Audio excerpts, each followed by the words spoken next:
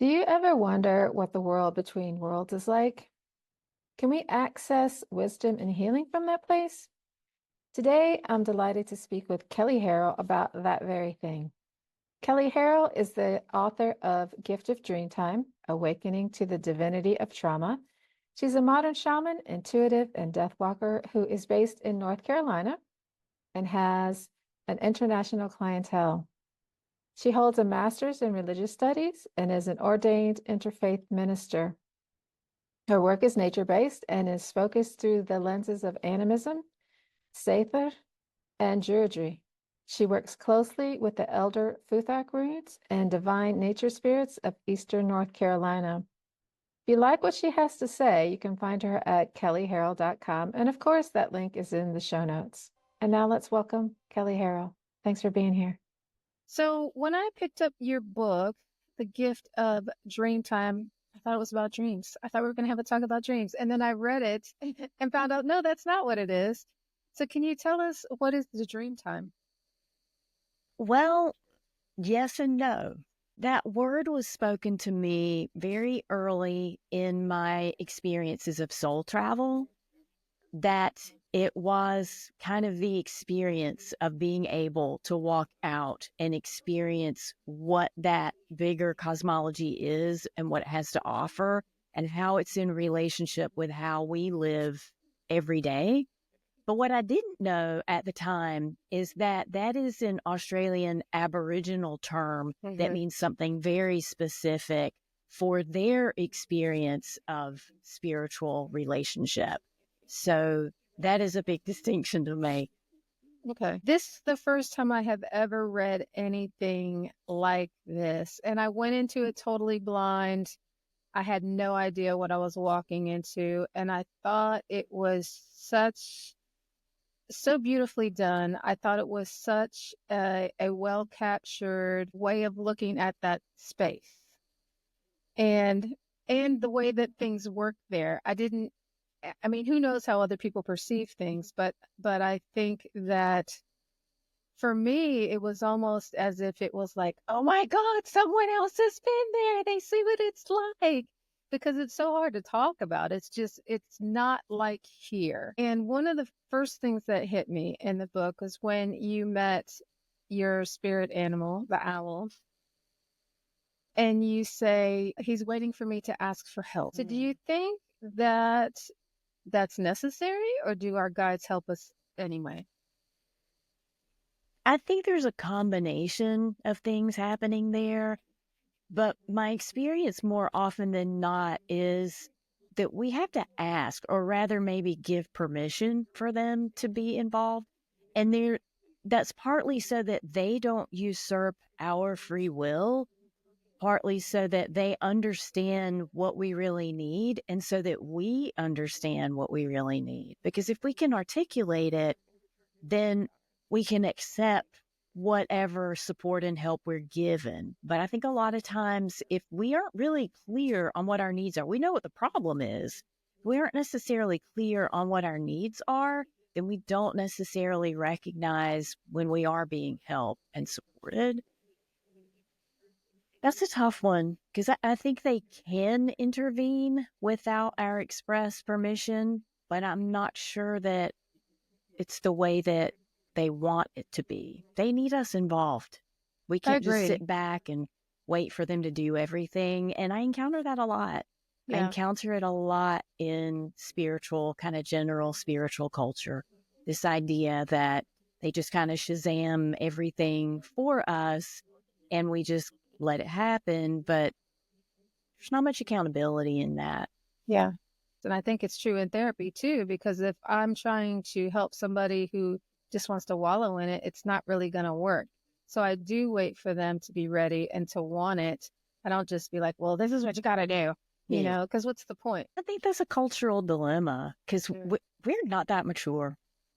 I mean, we're not in American settler culture. We have not understood yet that we have to be active. Yes. Yeah. I mean, I think it comes from you just take a pill and you're going to feel better. I wish. Yeah. It doesn't I really work wish. that way. So one of the other things, or maybe it's the same thing, that really leapt out to me about the book was the way that you talked about, and this is my perception, but I think I have it objectively, um, is that you were seeing through your perspective, through the eyes of your guides, through your past selves, through the creatures that you conjured, and this is multifaceted sense of awareness or knowing. And I imagine that that would be like so overwhelming because we're kind of linear. We see one thing at a time, and it's not. I mean, I think everything is connected and everything is available at all times, but we have this one perspective. So, how were you able to embody that without going crazy? Well, let's have a conversation both ways about that because the source of the book is trauma. And it changed my brain. Like, it changed Oh, my brain in ways that I could not fully understand until probably I had to be a professional to some capacity. Like, I had to be productive. I had to get with the program and be productive. And that's when I realized that the way my brain works is not congruent with the demands that this culture places on us, oh. spiritually or otherwise. Mm-hmm. So, I mean, that's my question to you as well. Like, you know, trauma changes your brain and it makes it flexible in ways that maybe it wouldn't have been before. I can't say because my trauma happened so young, my brain was still forming, but I really do think that has a lot to do with my nonlinearness. That's really interesting because I work with trauma survivors. And what I have noticed is that when your trauma happens really young, it is very different. And I think part of that is because the uh, prefrontal cortex, so the thinking part, the language part, isn't online yet. And so the way that you perceive reality isn't the way that an adult would now. I mean, memories in everything. It's in your taste, in your smells, in your it's totally different. So maybe it preserves that a bit. I think so. I mean, when I hear you say that, my body's like, yes. So what's it like to perceive in that way as an adult in a world that doesn't have any idea what you're talking about? It's heartbreaking and lonely. And I get to meet a lot of heartbroken and lonely people doing what I That makes do. sense. That I makes mean, sense. I get to meet a lot of people who actually have their own version of that. Mm-hmm. And I find the more that I have the conversation about animism, the more people I meet who are like, yes, I don't, none of us encounter enough people having that conversation, but there are more and more. And I feel like that's part of it. When you start to realize, trauma or not, when you Mm-hmm. start to realize that you are nature and that there is a conversation happening within that all the time, I think you get a little less linear. And the fact that maybe we don't know where nature is its own original trauma. Okay. And I'm wondering too, when I picked up the book, like I said, I've never read anything like it. Um, I don't know if you can answer this, but do you think so? I'm not the average mainstream person. I grew up in animism, and when I read it, to me, it was like, oh my God, this is reality. You know, the way that I see reality, and I don't think other people do. So when a mainstream person picks up your book, do they get it, or do you have to have some sort of background in order to understand what you're reading? I think so. The book is 20 years old this Yeah. year. Mm-hmm. I don't remember. September? I don't, honestly don't remember. But the majority of people who have connected with me around that book, that was my first book. And the majority of people who've connected with me connected around the trauma part. Oh, got And it. they connected around having validation that that dissociative tendency can be functional. I mean, not just as a means of immediate protection, especially as a child, but even as an adult, the capability to step into that kind of imagination and learn who you and the world are from that vantage point.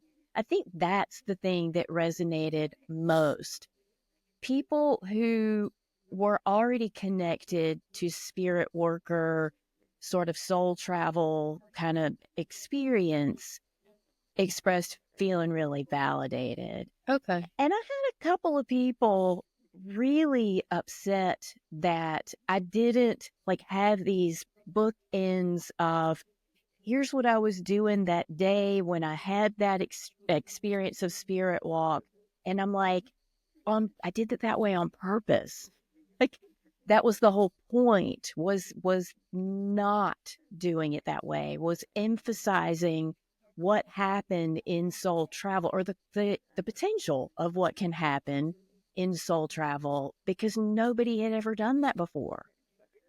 I'm not sure that they haven't done that before, but they market it as fiction. Oh, okay. Okay. I think if you don't have a sense of reality that's not totally masculine and linear and coming from the thinking brain, then you're not really fully here. And it's hard to talk about that for me. I don't have the language for that because it's not logical linear. It's not in the language part. And so I really like having this as a resource to show people like this is what it's like. This is what it's like to have a full brained experience of reality. And I've so waited I 20 love years it. to hear somebody say that. Seriously, I really have. Thank you. Yeah, I hope that people will explore that because I think that's kind of how I work in trauma. And people are like, what are you doing? And we just take the language out of it, and I can't explain it, but it really does help to get to the root of things because you're not thinking about it. You're in your body, you're having an experience, it's fully sensory. And you did a beautiful job with that with the language. I don't know how you did that, but it was great.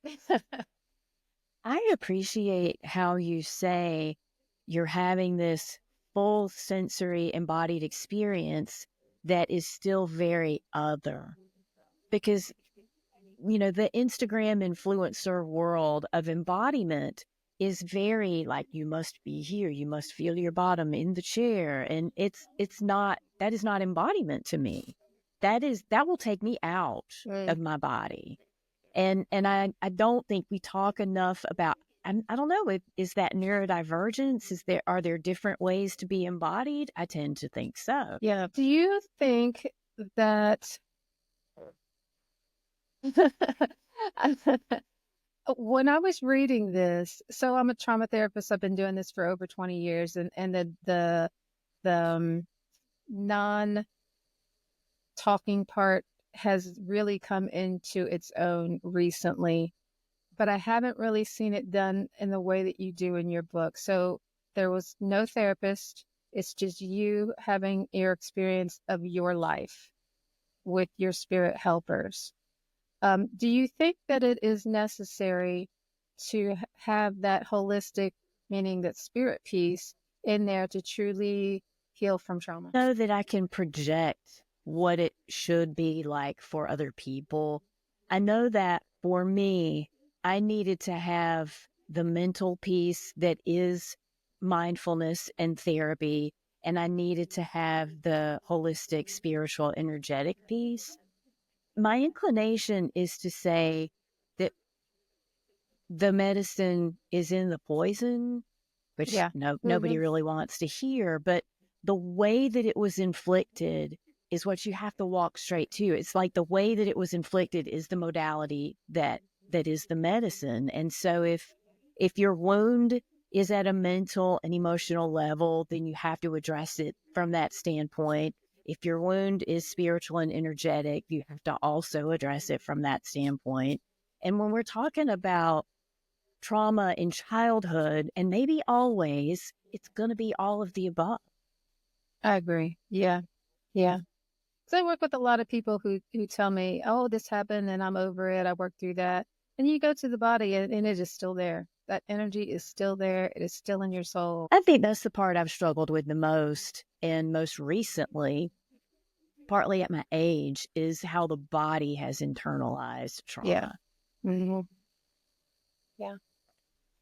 One of the other things that you said in the book that I thought was really interesting, because it is spiritual, but it's not of a sect. I mean, you couldn't put your name on it and say, okay, well, this is Buddhist, this is Jewish, this is love, but I think it was one of your guides that said that there's no such thing as indifference.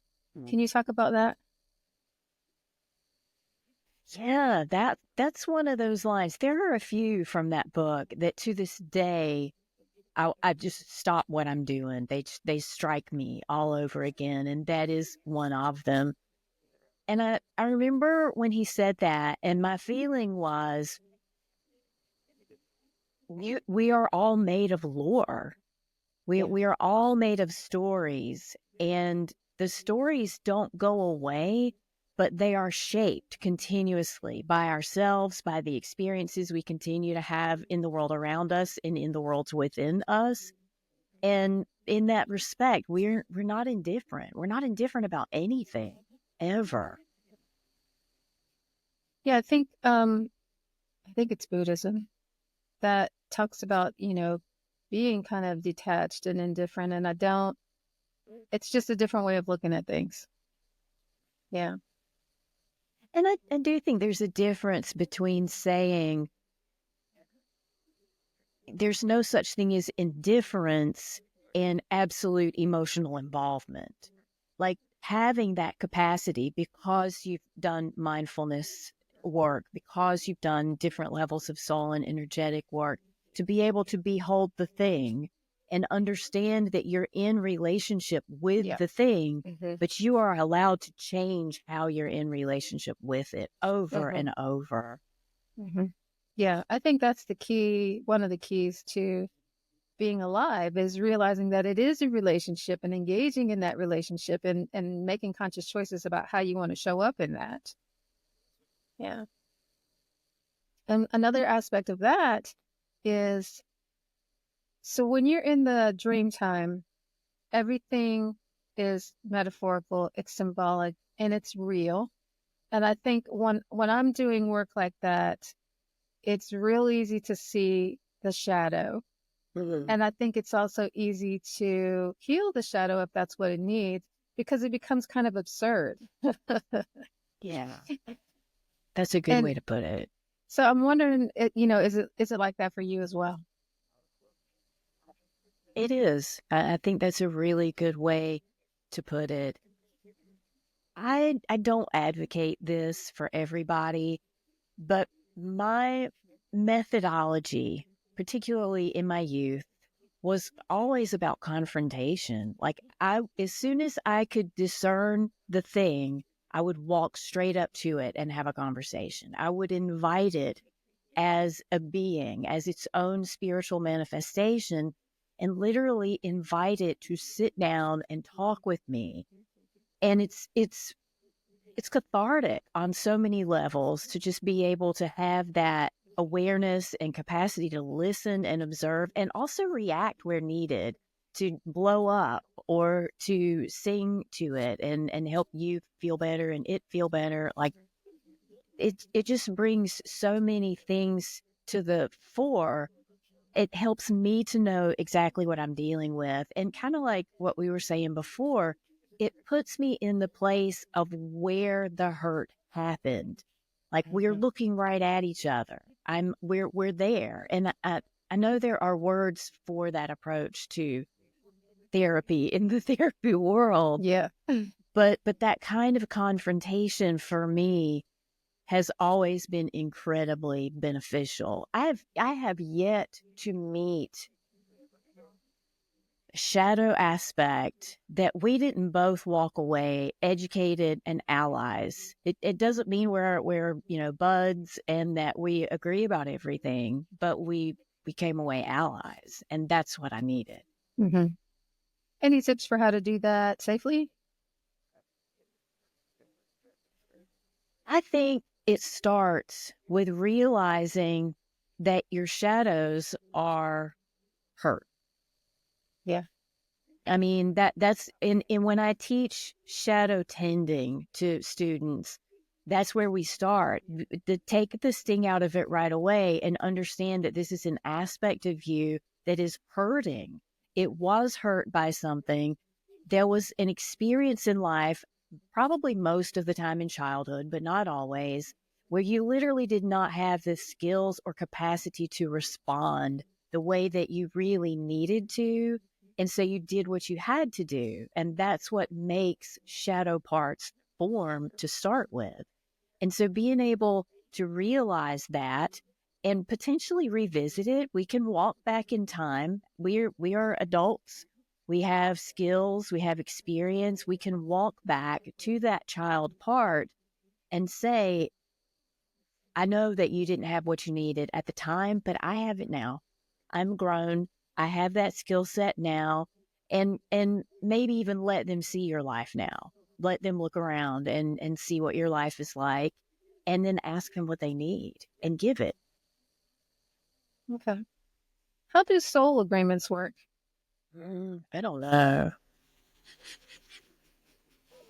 Oh, I do not know. Isn't that the question? Like, because I don't know that there's one answer to that. What I imagine and what I sometimes experience is that we come in the way that I imagine our allies always are. We come in detached and aware, and we have a game plan and we know what it is. And we have that sort of objectivity that allies have. And then we pass through whatever that barrier is, and it all goes to shit. Like all of that wonderful, beautiful objectivity goes out the window. But to pick up the whole From Elder to Ancestor book, the lack of elders is part of why that speed bump is so nasty. Like, I think it's a hard speed bump. It's a hard experience to go from like being merged with oneness and all consciousness down to this, and being born into whatever your ancestral lineage stuff is that has amassed up to this point. And then you have to figure out how to like do the thing that you came here to do and also manage the way life really is here. And that's where being in form is so different than being out of form, than being mere soul. Like, we have to deal with a lot more stuff that we weren't aware. We didn't know the details. Yeah. We just kind of had the outline when we got here. And then when we get the details, it can so easily throw you off your game. We forget what our agreements were, maybe good or bad agreements. We forget what they were. And we spend so much time just trying to get back to that, dealing with the minutia of how hard it is to be here.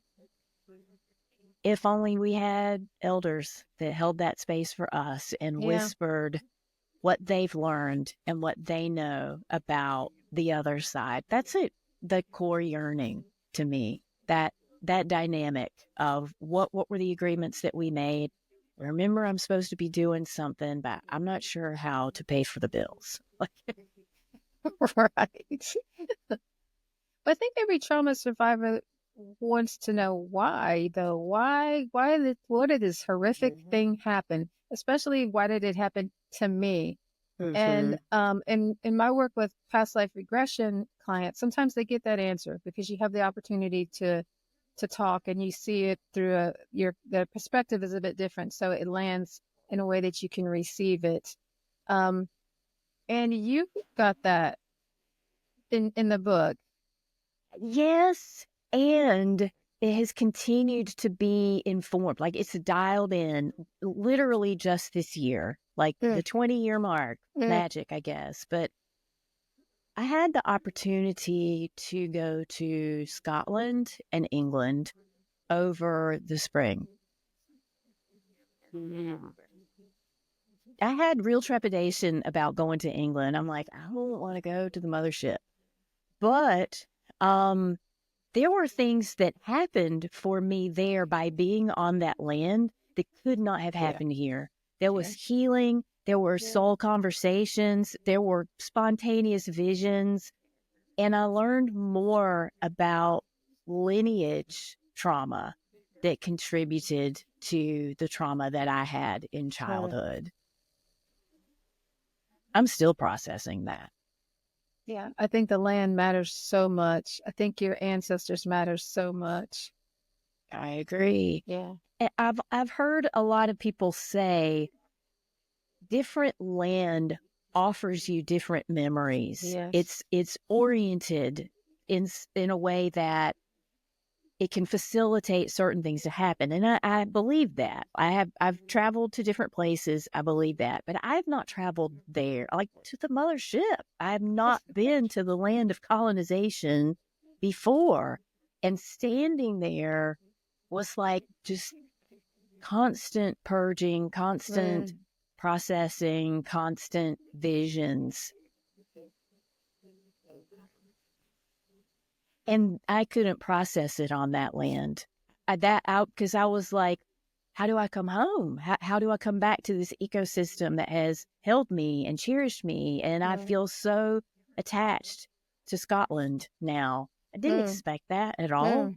But when I came home, I was like, you can't process this there. It won't let you. You have to, you do it here. That's our specialty. That's our relationship. Do you think those experiences are necessary? I do. Yeah. I do. And I was really privileged to have it. I did not like it, but I was really privileged to have it. And it makes me think of how many people will not get to stand in the places that they need to stand for healing. Mm-hmm. Yeah, I think that's one of the things people don't understand is that it's not always nice. Well, again, you tell me.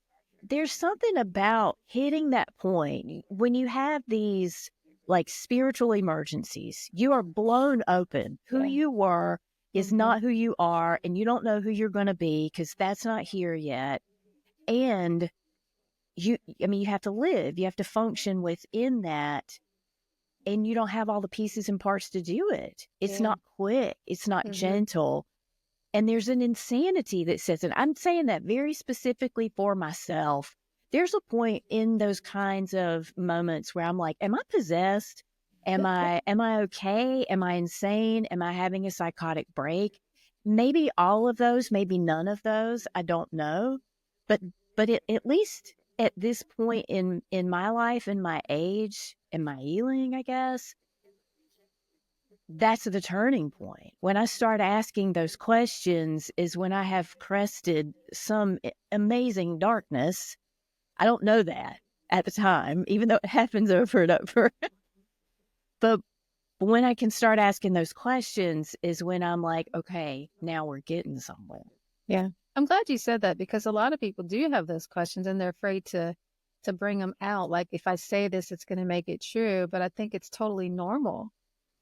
Sometimes what registers as healing feels opposite of that. Yeah. And I think too, I see this in myself. I've seen it in many clients and students. The stuff that we arrive at the spirit worker with is not why we're coming to the spirit worker. It's not the reason that we're there. And once we start really chipping away, like, we resolve the surface stuff and we start getting down to that deeper stuff, that's where I am. Like I'm not at the surface level stuff anymore. And there is still going to be stuff. Yeah, always. Yeah. So how does having a relationship with the non-physical world help us to deal with the harshness of living in the physical world? What a day to ask that question, huh? My experience is our unresolved stuff is its own life force. It is not you. It is not the experience. The unresolvedness becomes its own being and energy. And when we don't deal with that, it lives on. Even if we are long gone, even if we are dead and gone, our crap still lives here, and it still provokes everybody. Like systems, places, family, community, it still pokes us, and we have to reconcile that. It is imperative that we die well, because we pollute not just here, but we pollute the spirit realm when we don't die well. Yeah, I hadn't heard it put that way, but yes. And that's what we're living right now. We Yeah. have so many unquiet dead. Do you think the Dreamtime is within the Matrix or a simulation, or do you think that's separate or non-existent? I don't know. And maybe all of that. Or maybe something we haven't figured out, haven't thought of. I don't know. We could sit with that for a while. And your book is it's not totally about incest and surviving that, but I wanted to give you an opportunity to, if there's something that you would like to say to victims of sexual assault, what would that be? Oh, so many things. I think the biggest thing is you are still here for a calling that may or may not have anything to do with the experience that you had. I don't know. And that's your gift. That calling is your gift. You're still here for that. There is support that can help you manifest that, no matter what you perceive your limitations are. I think that's been the most challenging for me as a survivor, an adult survivor of childhood incest, is thinking that it's just constantly a limitation. Yeah. Like it is these layers of like, I thought I did that. I thought we had that conversation. But that's the journey. That's the hallmarks of healing. And I just saying this, I've had a lot of catharsis about this year. It happens with any book, any art, any offering of yourself that you put forward in a way to the world. It becomes its own life force. It generates attention that you may not want. And that has been challenging about Gift of the Dreamtime. Even though the majority, vast, 98% of people were wonderfully supportive and thoughtful about me and the book and its experience, having that many people holding it in their container was stressful in its own way, in its own energetic way. There's like a poke that comes with putting things out into the world like that. Yeah. Well, Kelley, thanks so much for being here. I loved your book, and I appreciate everything that you're doing to help everyone and for sharing your story. I highly recommend everybody read it. It is 20 years old. I just got around to reading it, but I still think, read it. Thank you. And thank you so much for the work you do. Well, sure. Thanks. And thanks everybody for being here, and we'll see you next week. Make sure to subscribe to the show on iTunes or Spotify so you'll never miss a show. While you're at it, if you found value in this show, why not show your love with a review? Thanks. See you next week.